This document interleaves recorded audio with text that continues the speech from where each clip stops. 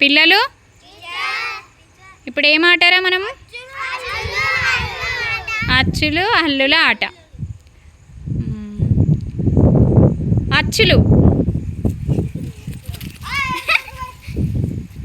కరెక్టేనా? ఒకసారి కరెక్టేనా?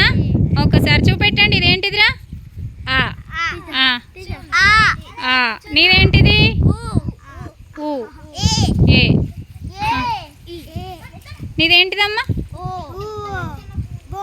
ఓ. మరి అక్కడ ఉన్నాయేంటి మరి? హల్లులా. ఒకసారి చూడండి ఏంటి ఇవి? హల్లులా అని చదవండి రా.